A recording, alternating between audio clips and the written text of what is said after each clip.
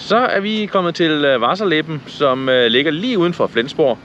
Og vi har hørt en del om den her havn i diverse tråde på Facebook. Det blandt andet, at det skulle være verdens sødeste havnefod. Så det glæder vi os til at opleve. Hun er her ikke i øjeblikket. Grunden til, at vi er kommet hen, det er, at vi er lige ved i nærheden af Fleggaard. Og Claes har aldrig nogensinde været oppe i sådan en grænsekiosk. Så nu skal han få lov til at opleve det, hvad det er for noget. Derudover så er det faktisk en ret hyggelig havn, som kommer lidt væk fra byen af. Det er ikke så meget at sige. Andet end at Claes drejer mig rundt lidt hurtigere. Og lidt hurtigere? Mm. Vi glæder os til at... Hold da kæft, slappe af i dag. Wow, jeg bliver syg. Hang on, this video. Today we will be swimming for 24 hours. Oh my god, jeg føler mig som astronaut. Stop. Ej, jeg er syg. Vil du en god tur?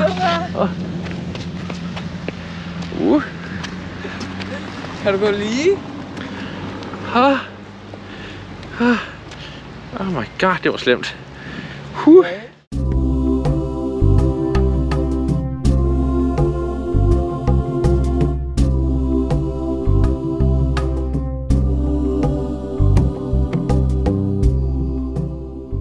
Det handler om destinationen, men i lige så høj grad om rejsen dertil. Det handler om at udnytte båden mest muligt, men samtidig også have tid til at fordybe sig. Det handler om de øjeblikke, man ikke vil glemme, og så selvfølgelig de øjeblikke, man godt vil glemme. Det her er På tur med Klan. Jeg huskede ikke at trække. Så er vi på vej tilbage fra Fleggaard af, og vi har købt masser af sodavand, masser af chokolade, masser af karamel og virkelig meget Nutella. Hvad fanden var det mere, vi købte? Gin? Det var ikke, vi købte ikke meget af det. 2 flasker. Ja, det er da ikke meget. Det er mindre end den, du har lige nu. Og hvad hedder det? Matador Mix. Ja. Og jeg tror, at Claes og jeg får lov til at bære på mest. Og det er mega let. Sindssygt tungt. Nej, det er ikke. Ja, det synes jeg altså, det er. Jeg synes, der er langt ned til båden herfra. Heldigvis går det nedad. Det er faktisk ret smart. Ja, det gør det ikke, sådan, det gør det ikke, når vi er nede ved bunden, far. Nej, så går det bare lige ud. Prøv at tænke på, hvis vi skulle til at opad. Okay, godt mærke det lidt. Det er faktisk godt en lille smule hårdt. Kan du ikke det med? Er du ved at give op? Nej. Ja, det gik.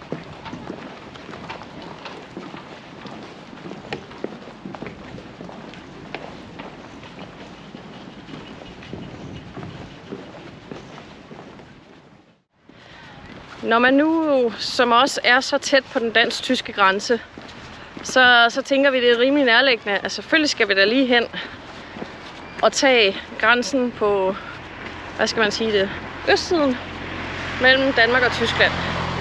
Og sådan som jeg har læst mig til, for jeg har aldrig været her før, det er, at det er en sød lille bro. Så nu går vi derhen. Og bare rolig, vi har huskepassene, hvis der skulle være noget. Nærmere sagt, du har dem i tasken, så hvis du smider mig over grænsen, så... Så kan du ikke komme ind igen. Nej, men nu ser vi lige, om man kan gå hen over broen, eller hvordan det er.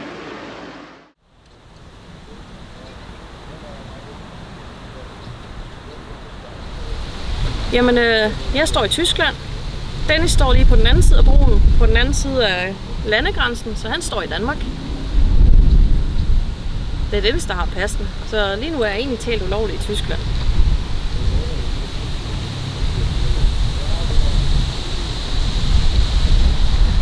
Nu vil jeg godt indrømme, at lige her, der er jeg jo en vaskeægte sjællænder. Så jeg er faktisk blevet overrasket, at jeg inden for den sidste times tid både har set tysker politi og dansk politi, selvfølgelig på deres respektive sider af grænserne. Det er jeg faktisk overrasket over, at sådan en lille bitte bro faktisk bliver overvåget både af tysk og dansk politi.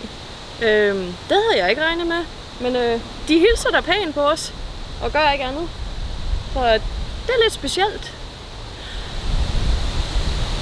Det er jo et ret historisk sted, den her bro, som vi lige har passeret henover. Vi står på den danske side lige nu. Det, der er historisk ved det, det var, at gendarmerne selv holdt øje med stedet. De var også aktive under 2. verdenskrig. Der var ikke mulighed for danskere for at krydse henover, men de vogtede hernede, lige indtil de også blev interneret. Og jeg tror, det har været ret hårdt, for der har både været nogen, der har følt sig tysksindet, og nogen, der har følt sig dansksindet. Men de alle sammen blev interneret i frøselejrene og blev sendt videre sydpå, og der døde desværre også nogle i koncentrationslejre. Jeg tror, det har været svært, hvis du virkelig har havde følt, at du stod på lovens side og faktisk hjalp, ligegyldigt på hvilken side af grænsen, men i krigstid, du sådan set hjalp lokalt, og så du egentlig talt bliver interneret og sendt i en koncentrationslejr. Det må virkelig have taget hårdt moralsk og etisk på de folk, som blev sendt afsted. Det er jo lidt hårdt, når man tænker på, at vi er i grænselandet, hvor der i forvejen er historik for er du nu dansk, og er du tysk, eller er man bare en masse, der bare er skilt af den her forbandede lige linje, der skal sættes på kryds mellem 2 lande. Eller tværs mellem 2 lande. Så der er noget historie hernede, og der er noget nationalfølelse, og der er også noget sammenhold hernede. Og det er, der bliver ikke talt om, men man kan mærke det. Man kan mærke den her fælleshed, den her enhed. De er hernede på kryds og på tværs af vores 2 sprog og landegrænse. Man bliver faktisk varm i hjertet over, at man kan leve 2 nationer så tæt på hinanden, og så alligevel have sådan et sammenhold. Det gør mig glad. Det gør mig glad at se, at vi ikke er blevet nogle frygtelige nationalister.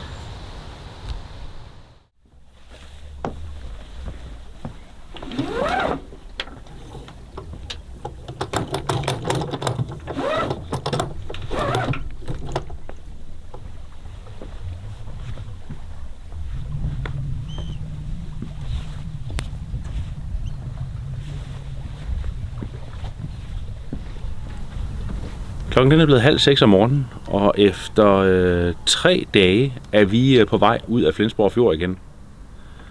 Og hvad er så vores indtryk af Flensborg Fjord? Jamen, vi har prøvet lidt af det hele, synes vi. Vi startede ud med at lægge for anker ude i en af bugterne. Og der er masser af steder at lægge for anker, især i, det ved vi i hvert fald, i forhold til vestenvinden. Masser af lækre steder. Der er både ankerpladser, men der er også nogle enkelte, turbøjer, man kan lægge på. Så det kan den sagtens. Ingen problemer med det. Der er kort imellem der, og der er masser af læ, fordi der er jo den her skov herinde. Det næste vi gjorde, det var at prøve det her byliv. Vi har sejlet helt ind i bunden til Flensborg og lå inde i Flensborg Havn. Og der lå vi simpelthen helt inde i bunden. Der er der sådan lige en lille pointe til det. Hvis man vil have en plads inde i Inderhavnen, så skal du komme tidligt. Vi kom derind klokken 10 om formiddagen, og klokken 11 var havnen fyldt op. I går, da vi sejlede derindefra, der så vi en, der sejlede ud klokken 9, og da han kom ud af havnen, eller ud af sin plads, der var der allerede en, der var på vej ind i pladsen igen. Så der skal man altså være relativt tidligt på den. Når man ligger derinde, jamen så har man det her byliv lige ved siden af. Og det kan også et eller andet. Det er hyggeligt. Der er egentlig ikke uro der, hvor man ligger. Og du har byen og restauranterne lige rundt om hjørnet. Så havde vi hørt en del om den havn, der ligger lige her bag ved os. Den hedder Wasserleben, som er Flensborg sejlklubs havn. I hvert fald en af sejlklubberne i Flensborg.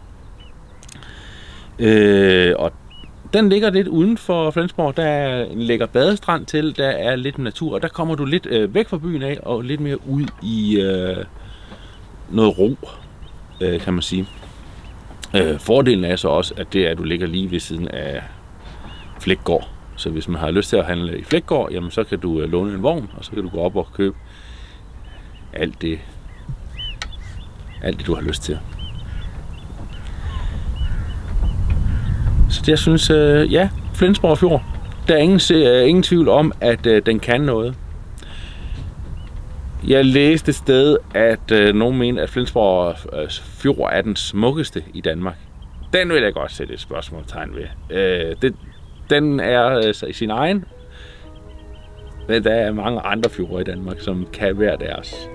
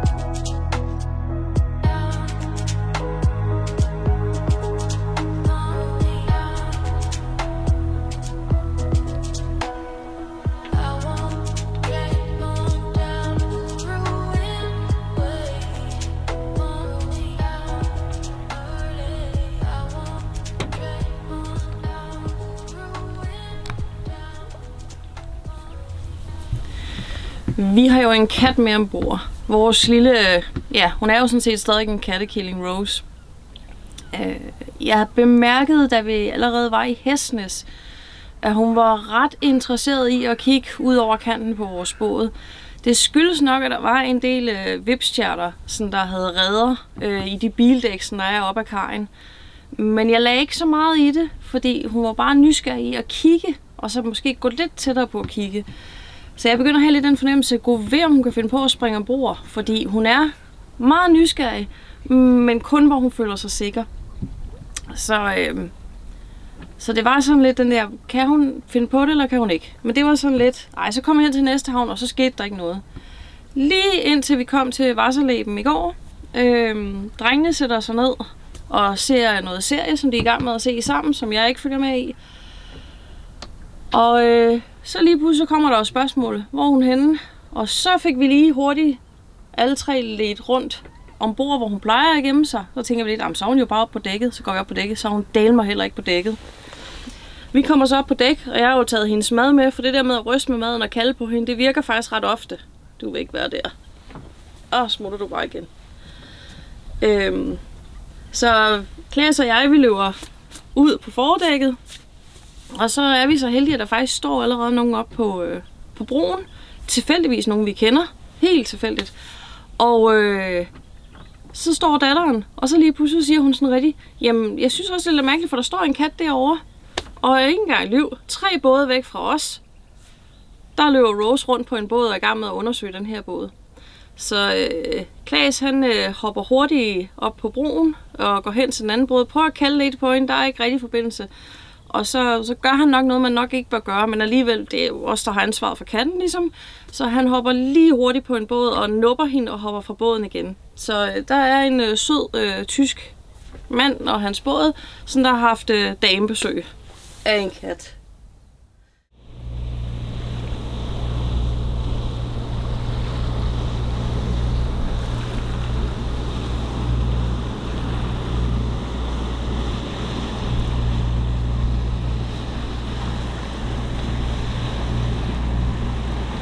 Det er faktisk sådan lidt en kold morgen. Klokken den er nu 8, og vi er så småt på vej ud af fjorden her i Flensborg. Nu har jeg taget fuldstændig sejlertøj på. Sejlerbukser. Så har jeg 3 trøjer på og sejlerjakke og en hue. Jeg synes faktisk stadigvæk, det er en lille bitte smule koldt. Jeg ved ikke rigtig hvorfor. Det kan også være, at jeg er blevet lidt kuldskær. Men jeg synes, jeg fryser lidt i dag.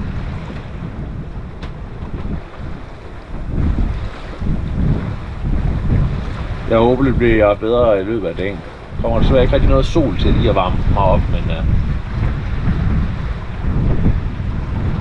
det går.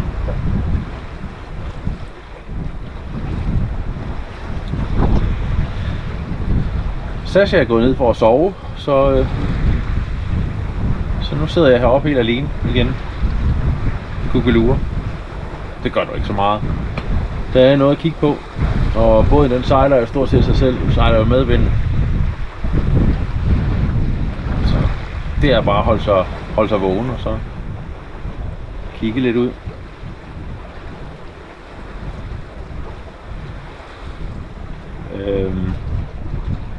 En af de ting, jeg er blevet overrasket over ved Flensborg Fjord, det er, hvor meget trafik der egentlig er herinde. Og det taler altså lystfartøjer. Der er virkelig mange både, der sejler ind og ud. Så man skal sådan ligesom, man skal holde ret godt øje. Vi er med, at vi sejler sådan forholdsvis tidligere om morgenen, jamen, så er folk ikke rigtig stået op endnu. Så nu er vi stort set ude af fjorden, og det er kun nogle enkelte både, der følger efter os, eller på vej ind. Og der er virkelig mange både hernede. Vi sejler næsten alle sammen for sejl.